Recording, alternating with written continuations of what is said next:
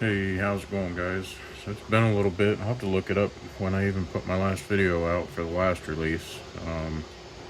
I made a filament switch since then.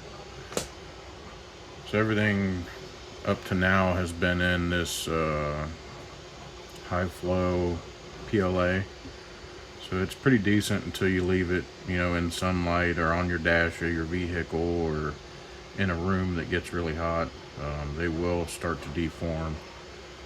So what I did is switched everything to PETG, so it's just more heat resistant.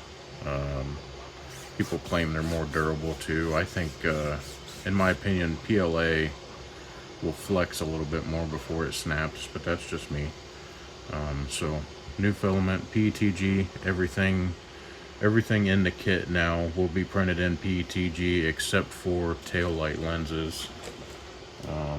Certain trucks, I'm doing them for the OBS GM trucks. You see them here.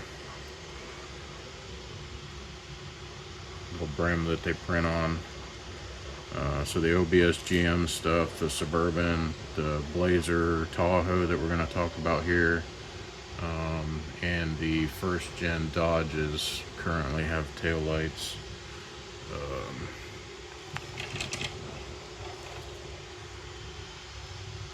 The GM trucks have a third brake light as well. They print in this translucent red. I've already kind of detailed mine with some black there. If you guys want to see, this is a replica I'm doing of my truck. So anyways, OBS Blazer Tahoe 2-door. There are no good files for these. I'm kind of picky. I think, like I mentioned, the OBS Ford that I do, the crew cab long bed, it was a messy file when I started with it, and it's still not great, but I fixed enough to where I was kind of okay putting it out. So this started as the Suburban. I only use a couple different programs, and they're pretty basic. And I took the Suburban into one of them and started chopping it up and putting it back together. And I think it turned out pretty decent. That's a little rough there. I've got that tuned out on the new prints. And you can see it's going to have some, we'll call them birthmarks when it prints. There's a couple little spots in the roof. That's going to need fixed, obviously, where there used to be doors. Hopefully you can see that, yeah. Obviously there used to be door lines back here, so that'll need filled in. There's a couple little print lines here, and one there that are a little dirty. This door line will need filled in, smoothed out, and it's pretty much the same side on the same way on the passenger side.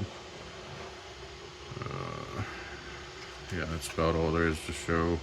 Like I said, these are just, that's the roughness I'm talking about. That's going to be worse than my normal prints. It's just something I can't get rid of with the programs I use.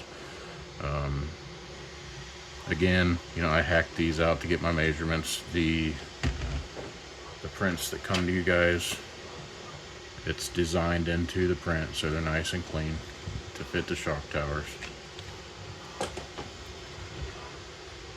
The only other difference with these, obviously it's super short, is the rear body mount. Because we're so short back here, there's not enough room for my standard one I had designed to fit between the shock tower, or the shock mount here, and the bumper mount. So this new one bolts in where the ECM was. The screws are provided for that, just like my other kits. If there's anything I change that requires a screw, I include it for you guys. Someone mentioned that I should start including the drive shafts for all these kits, and I just can't. If you guys started adding up how much it costs to order all this stuff and have it in stock to ship any number of these, it just gets, it's too much. You can see here, I didn't trim these. I think that's a high trail shaft, and this one might have been trimmed. Yeah, that one's been cut.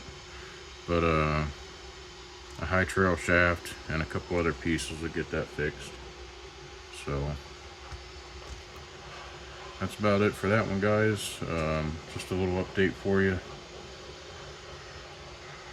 We'll see you on the next one.